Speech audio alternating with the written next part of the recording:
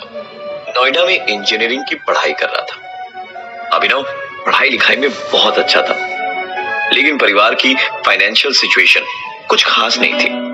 वो भी बाकी स्टूडेंट्स की तरह मस्ती करना चाहता था, पैसे उड़ाना चाहता था, लेकिन ये कुछ हद तक संभव नहीं था।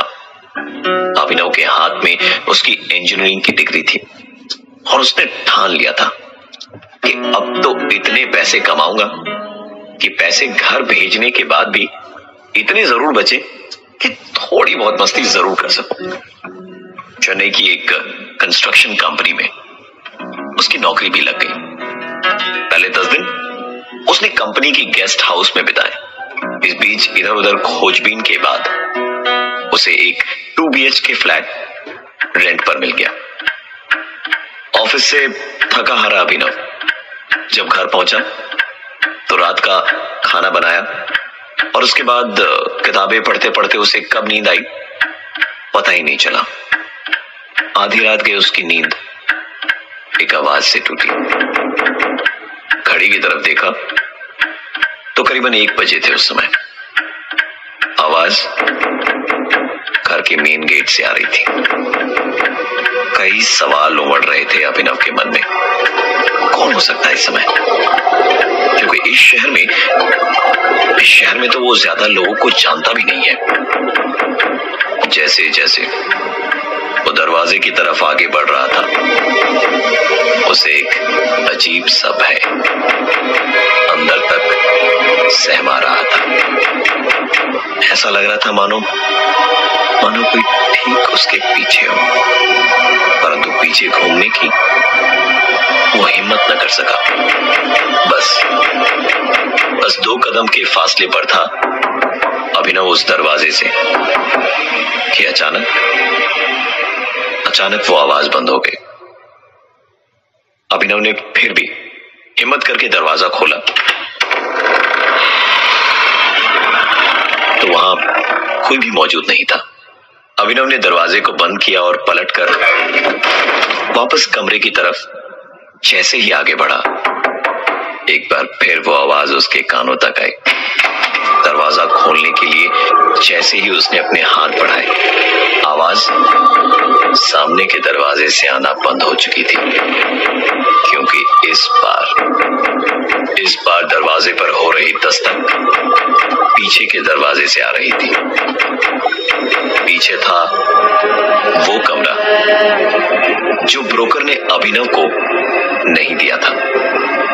उस दरवाजे के सामने लगा था एक ताला और दरवाजे को कोई अंदर से धक्का दे रहा था। अभिनव और बर्दाश्त नहीं कर पाया और सीधा अपनी बिल्डिंग से बाहर निकलकर परेशानी वाली हालत में अपने दोस्त ऋषि को फोन करने लगा। ऋषि के फोन उठाने पर अभिनव ने उसे सारी बात बताई। आधे घंटे के ठीक बाद ऋषि उसके घर के बाहर था। दोनों एक साथ घर के अंदर प्रवेश करते हैं।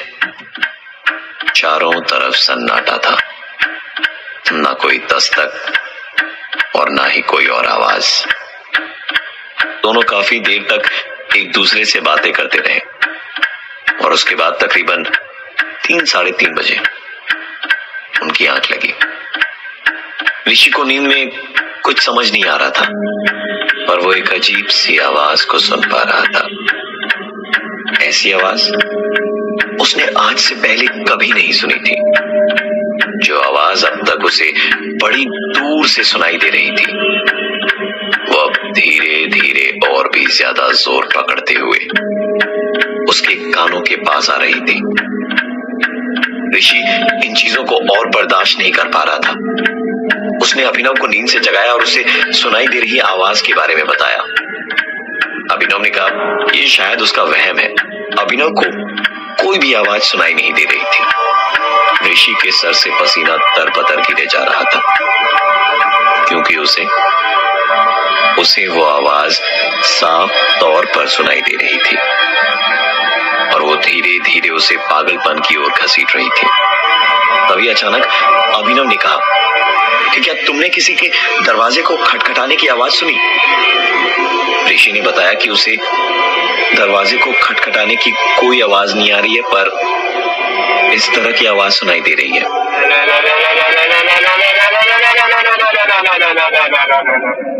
ऋषि और अभिनव दोनों ही कुछ अजीबोगरीब आवाजें सुन रहे थे, लेकिन दोनों को सुनाई देने वाली आवाजें अलग अलग थी।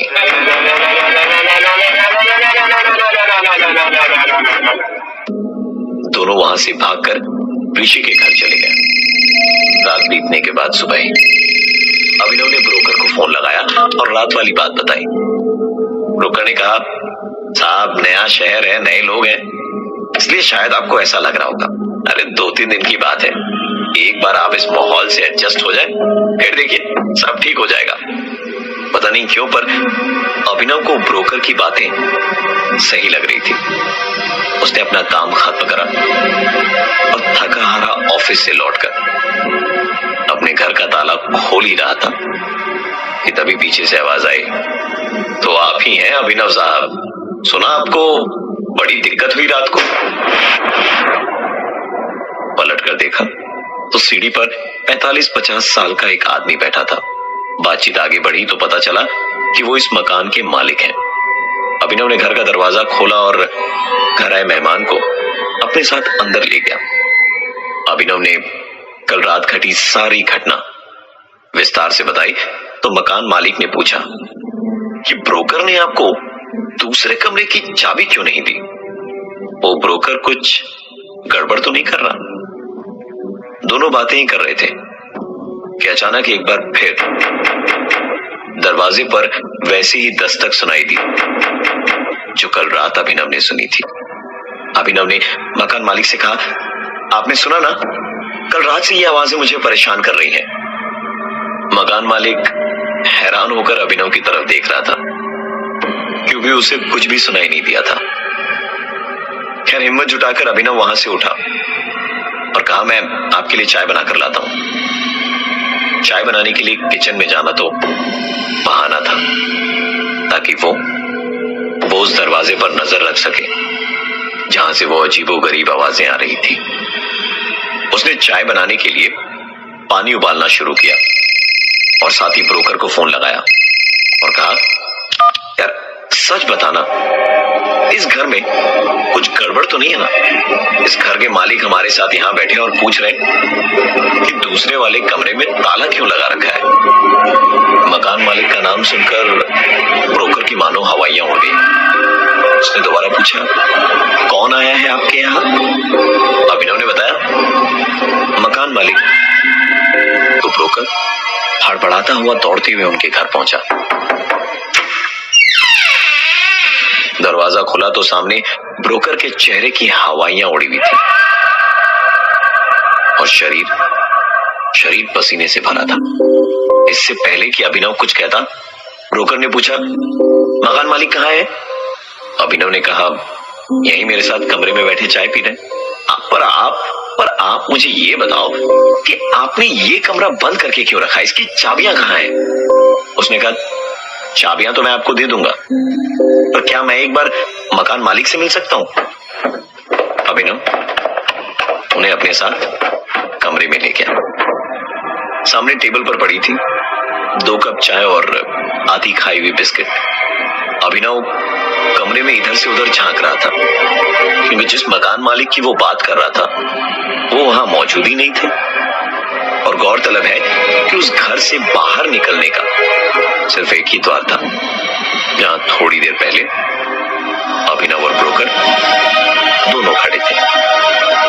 ब्रोकर ने कहा कि आप पता नहीं किसकी बात कर रहे थे, क्योंकि इस मकान के मालिक ने आज से 5 साल पहले उस बंद पड़े कमरे में फांसी लगाकर आत्महत्या की थी।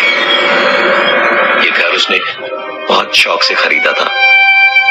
रिसेशन के कारण उसकी नौकरी चली गई थी। धीरे धीरे वो कर्ज में डूबता गया। मुसीबत की घड़ी में उसके परिवार ने भी उसका साथ छोड़ दिया और उसके अकेलेपन ने उसकी जान ले ली। उस घर से बाहर आने जाने का सिर्फ एक ही दरवाजा था, अभिनव ने आज तक इस तरह की चीज कभी अनुभव नहीं करी थी। उसने ब्रोकर से कहा कि मैं इस घर में 1 मिनट भी नहीं रह सकता और सारी चीजें अपनी पैक करने लगा। ब्रोकर ने भी उसकी मदद करी। दरवाजे को बंद करते वक्त उस ब्रोकर एवं